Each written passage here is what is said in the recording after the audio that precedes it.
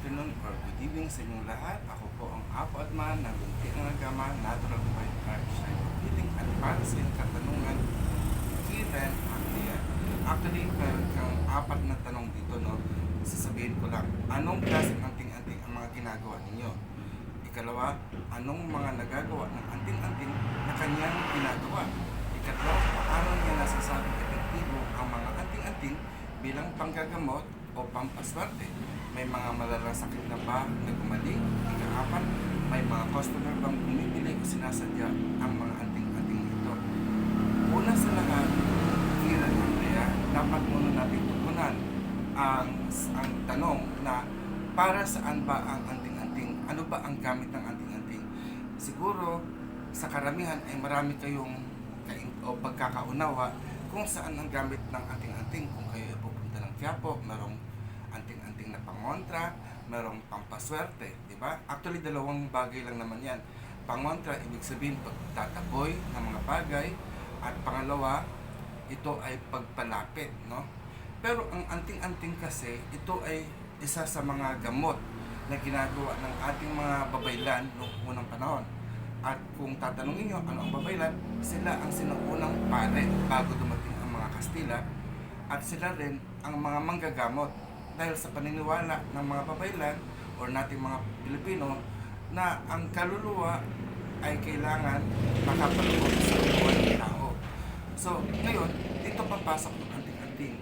Ang anting-anting ay nagpapanatili ng ating kaluluwa sa ating katawan, no? So, ito ay isang kasangkapan upang pagtibayin din ang ating mga kaluluwa dahil sa paniniwala ng ating mga ninuno na tayo bilang isang tao, no, isang nilalang, ang bawat katawan natin ay binubuo ng maraming kaluluwa. So, ika nga, hindi lang yung pagkilos natin, ang ating mga senses, no, meron din tayong kaluluwa na nakakapaloob sa ating katawan. At pag ang kaluluwa na yan umalis sa ating katawan, no, at hindi na bumalik, ang katawan natin ito ay namamatay. So ngayon, ano ang purpose ng anting-anting? Dahil sa ating paglalakbay or sa ating buhay, no, mula sa pagsilang hanggang sa kasalukuyang panahon, hanggang sa tayo mamatay, na yung kaluluwa natin ay nagwa-wander, ibig sabihin naglalakbay, no? Lalo na pag tayo tulog. At kung tulog tayo at naglakbay ang ating kaluluwa, yun ay tinatawag natin panaginip. At sa pag tayo ng naginip, minsan, doon natin nakikita yung ibang kaluluwa. Halimbawa, mga kaluluwa ng buhay na tao. At kaya natin napapanaginipan, napanaginipan kita, no? Dahil kasi yung kaluluwa natin naglakbay o nakita sila sa mundo ng panaginip. Gayun din, no?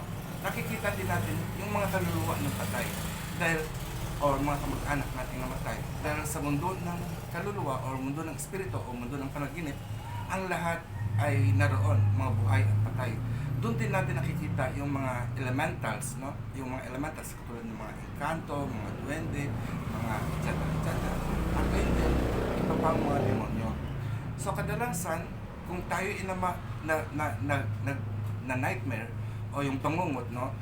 Ang paliwanag sa atin ng mga ninuno natin na ang pangungot ay kadalasan sa panaginip natin ay nagkakaroon ng enkwentro or nagkakaroon ng sagupaan laban sa mga demonyo or sa mga busaw or mga engkanto na masasama. At kung ang ating kaluluwa ay na-defeat or natalo or minsan nabugbog, no, at nakabalik tayo, no, doon mararamdaman natin meron tayong sakit sa katawan or nagkakaroon tayo ng sakit. At ang pinakamalubhan nito is kung ang ating kaluluwa ay ninakaw or kinain ng busaw or ng mga engkanto na talagang kumakain ng kaluluwa. Although sa isa sa kasaysayan natin or sa mga katutubo, no, meron talagang specific demon na kumakain ng kaluluwa. Yun yung mga busaw or mga mga pooy, no. Usually they love eating, sila yung tawag dito, soul eating demons, no, or engkanto. The reason for that na kumakain sila ng kaluluwa dahil kasi they are creatures of the divine being na hindi sila fully developed. Kasi ang fully developed na being lang na nilikha ng Diyos, tayong tao na kumpleto ang elemento ng lupa, tubig, hangin, apoy, at espiritu. So napaliwanag natin yan sa ating Hilot Academy, sa ating pagtuturo, at kung kayo mag-aaral nun is lalo nyong mauunawaan.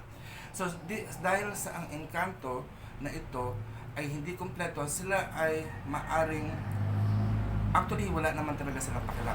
Pero minsan pag tayo inligaw sa kanilang teritoryo, parang tulad lang din natin ng tao, no? Parang tulad lang nating tao na pag may biglang dumaan at biglang pumasok sa iyong teritoryo, syempre magagalit ka. At pag nagalit ka, yung tao ay matatakot, di ba? Or mabibigla or mauusog. Kaya minsan yung usog na yun, it means yung kaluluwa natin umalis sa ating katawan dahil sa takot or nagtago. So yun yung bagay na nagkakaroon tayo ng sakit. So minsan pag tayo nauusog at nagkakasakit, no, ano ang nangyayari? Either yung physical na katawan o maaaring yung activities natin sa buhay katulad ng pakikipagkapwa. Bakit matamlay ka? Bakit wala kang energy? No? Kung dati-rati is madaldal ka, nakaka-attract ka ng mga tao. So ngayon, dahil sa nausog ka, yung swerte mo din is nawala, nausog. Actually, hindi nawala ang swerte. Tayo lang kasi gumagawa ng swerte. Pero ang ginagawa ng ating-ating is pinanunumbalik natin. Pinanunumbalik natin yung lakas at sigla ng tao sa ating buhay. Pero tulad nga ng sinabi mo, anong uri ng mga anting-anting, no? Anting-anting na maaaring magamit ng isang tao para bumalik ang kalusugan. So tandaan natin lahat na yung sitwasyon ng isang tao ay marami, iba-iba. Ang sitwasyon ko ay kakaiba sa sitwasyon mo. So, ibig sabihin, ang bawat isang tao ay meron dapat specific na anting-anting na ginagamit para tugunan ang lahat ng pangangailangan. Although hindi naman lahat kailangan tugunan, no? Dahil kasi kumpleto tayo as a human being, even sa mga alternative at saka traditional medicine teaching, no?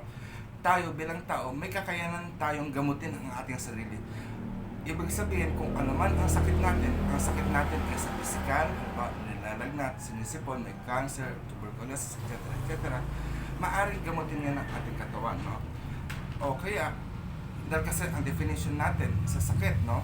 Ito ay limitasyon. Anything that limit us is illness. Ito ang turo sa School of Alternative Medicine. Ito yung natanggap natin, which is maaring tama naman. Kung wala tayong pera, ibig sabihin, limitado ang ating kakayanan na bumili, na gawin ang ating buhay dito sa mundo. Lalo na sa panahon ngayon, di ba? Dahil kasi panahon ngayon is governed by pera. Kailangan mo maglabas ng pera para gumastos o mapakilos ang lahat. So, ibig sabihin, binigyan tayo ng Panginoon ng kakayahan na gumawa ng pera sa pamagitan ng pagtatrabaho. Pero dahil may sakit tayo, nausog tayo, yung kakayanan na yun ay nalimitahan. So, sa pagkakaroon ng anting-anting, no, hindi lahat ay anting-anting. Dahil kasi kailangan mo na siyang suruin ng babaylan o ng manggagamot kung ano ang kulang niya. Baka ang reason kung bakit hindi siya nakakagawa ng pera ay hindi siya marunong magtrabaho. Wala siyang skills. Kaya siya walang skills dahil kasi wala siyang knowledge. So, maging iyon ay tutugunan ng babaylan o ng manggagamot kung paano niya magagawa. Siguro, i-recommend niya ay mag-aral siya. Or kung hindi niya sa pampatalino, so gagawa siya ng anting-anting, i-ritualan niya ang anting-anting na yan at ibibigay sa tao para gumana or tawagin niya yung kaluluwa na nag-i-enhance ng alaala natin. Dahil almost all function natin bilang tao ay ginagawa ng ating kaluluwa. Ika nga is wala nang kulang sa atin. Lahat ay kompleto tayo. So ang anting-anting na yon is, so depende. Kaya nga sabi dito, no, ano ang mga anting-anting at ang kanyang mga ginagawa. So depende yon. So kailangan muna kilalanin natin o malaman ng isang babaylan ano ang kaluluwa na nawala. At kung ano yung nawala, yun yung tatawagin, ipababalikin. Kaya nga merong ritual na batakdungan, no? Pero sa atin, pauli ritual, no? Dito sa Luntiang Agama. Ibig sabihin, pinababalik natin, pinauuwi natin yung kaluluwang naligaw, na ayaw. Kadalasan, bakit din ang kaluluwa ay umaalis o nawawala? Kadalasan kasi na feeling niya is in danger siya or naaabuso siya sa ating paligid. So, dito, kailangan natin din protektahan ang ating kaluluwa laban sa mga mapang-abusong elemento. Ano yung mga pang-abusong elemento? Halimbawa, meron kang kasamang bully, no? May kasama kang bully. So, yung bully na yon hindi ka komportableng gumawa. So, kailangan mong protektahan ang kaluluwa mo. So yung anting-anting mo is ang magagawa nun is kailangan niya magagawa niyang i-behave, no? I-tame, no? Pabaitin yung mga taong bawat nakakasalumuha mo. So uri siya ng attraction and protection na rin, di ba? Dahil kasi pinoprotektahan ka laban sa mga bullies. Pero at the same time is iniingatan ka niya at tinuturn niya yung mga negative energies into positive one para maging kapaki-pakinabang sa'yo. So ano pa ba ang bang mga halimbawa nun, no? Halimbawa na lang, no, kung ang yung kaluluwa is, dahil kasi ang kaluluwa natin, isipin mo na lang isipin mo yung planet Earth. So planet Earth tayo.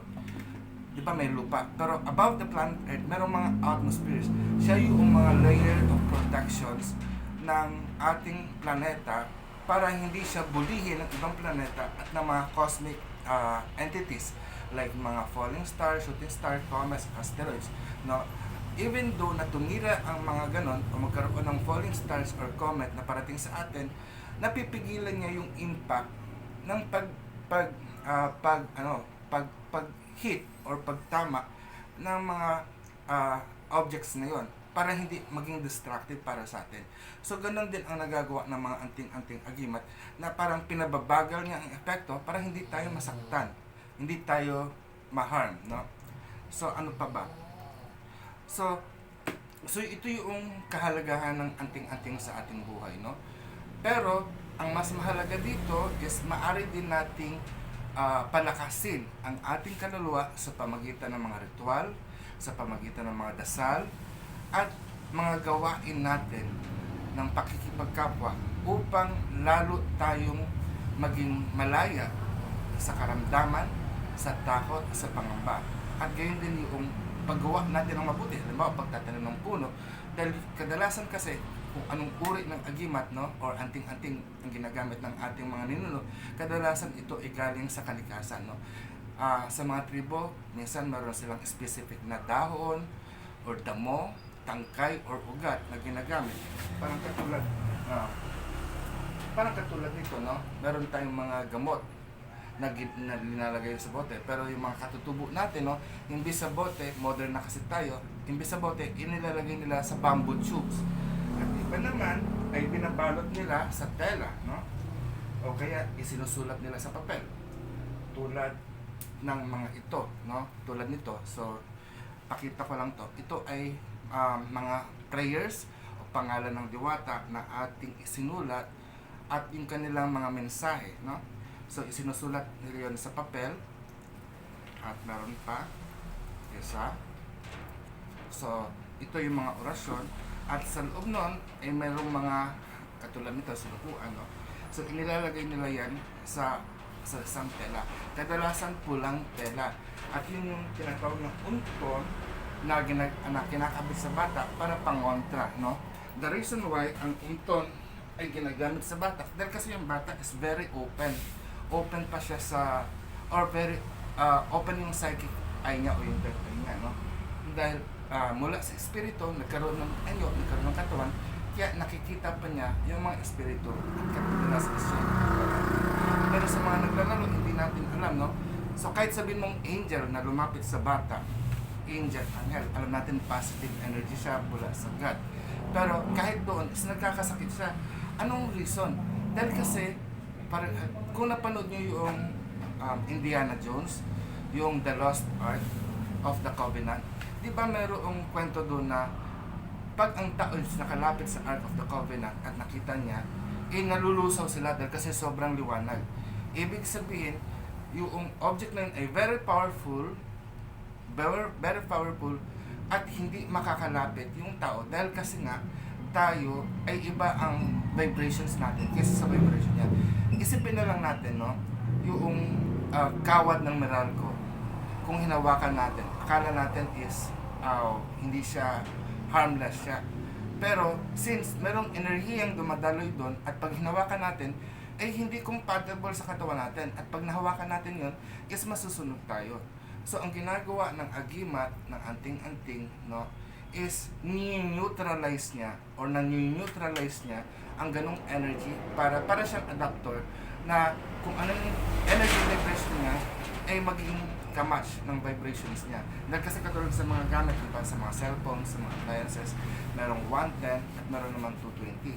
Kaya nagkakaroon ng adapter is ginagawa niyang compatible yung energy para mag-work sa atin.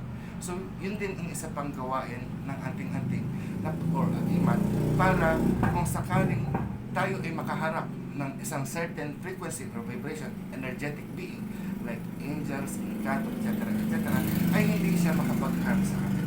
Kasi even na positive energy siya or good angel or good spirit siya, kung iba ang level ng vibration natin bilang tao, matutunaw tayo.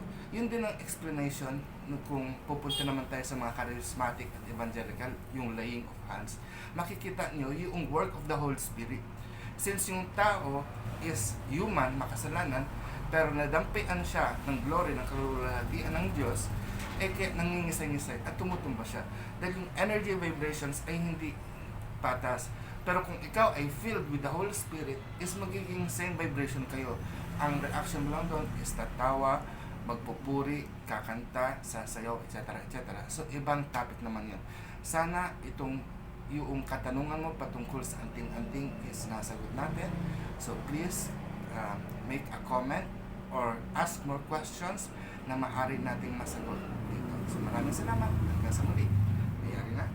Pagkasatin. Bye.